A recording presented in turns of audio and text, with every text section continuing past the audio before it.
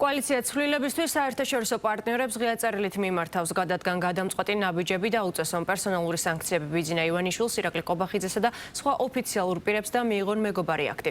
Როგორც ღია წერილში აღნიშნული, საქართველოს დგას არა მხოლოდ ქვეყნის შიგნით პოლიტიკური კრიზისის, არამედ მთელი დემოკრატიული სამყაროსთვის უმძიმესი მორალური გამოცდის წინაშე. ამიტომ კოალიციის განმარტებით ისინი დასავლელ პარტნიორებს მოუწოდებენ, რომ დამკვიდრებული დემოკრატიული ღირებულებებისა და საერთაშორისო ვალდებულებების შესაბამისად გადადგან გადამწყვეტი ნაბიჯები. Აქვს თუ არა ოპოზიციას უვიზო მიმოსვლის შეჩერების ინტერესი და რა მიზნით უმრავლესობაში ფიქრობენ, რომ ეს ინტერესი მართლაც არსებობს და მიზეზი ქვეყანაში რევოლუციური პროცესების წარმოწამოწყება.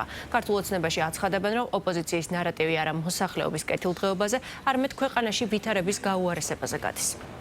რომ განიმუხტოს ქართულმა ოცნებამ ქვეყანა შეიყვანა კრიზისში, დააკარგინა დასავლური ინტეგრაცია, დასავლეთში ინტეგრაციის შესაძლებლობა, ვიზების გაუქმების საფრთხე დგება ქვეყანაში, გვაქვს უამრავი პოლიტიკური და ეკონომიკური კრიზისი, რასაც ყოველდღურად ვეცნობით. შესაბამისად, მნიშვნელოვანია, რომ ქვეყანა დაბრუნდეს დემოკრატიულ გზაზე და აღადგეს დასავლეთთან ურთიერთობა. აი ეს ფორმა არის, რომელიც უნდა აღიაროს დასავლეთმა, როგორც ლეგიტიმური დემოკრატიის მცველები ქვეყანაში და ასანქციოს ქართული ოცნების წარმომადგენელი, რომელიც ძირს უთხრის დემოკრატიას, ავტოკრატიას აფორმებს და გადავიდეს ნაბიჯებზე. ივანიშვილი გზას უხერგავს ყველა საქართველოს მოქალაქეს ევროპისკენ, მათ შორის უვიზო მიმოსვლასაც ემუქრება, რაც არის ძალიან სამწუხარო მოცემულობა. ჩვენ ყველანაირად ვცდილობთ და მუშაობთ საერთაშორისო პარტნიორებთან, რომ ქართული ხალხი გადარჩეს და არ დაისაჯოს ამ შემთხვევაში და მხოლოდ და მხოლოდ შეზღუდვები შეეხოს იმ ადამიანებს, რომლებიც ამ რეპრესიულ კანონებს იღებენ, აღასრულებენ და ჩართულებიან ქართული დემოკრატიის ძირის გამოთხრაში, თუმცა არ ვიცით, ხა ევროპელი ბიუროკრატები რა გადაწყვეტილებას მიიღებენ საბოლოო ჯამში და ევროპულ ქვეყნები ეს უკვე ნამდვილად აღარ არის ბოლოში ჩვენზე დამოკიდებული. შანტაჟი ეს არ ახალია და მუქარები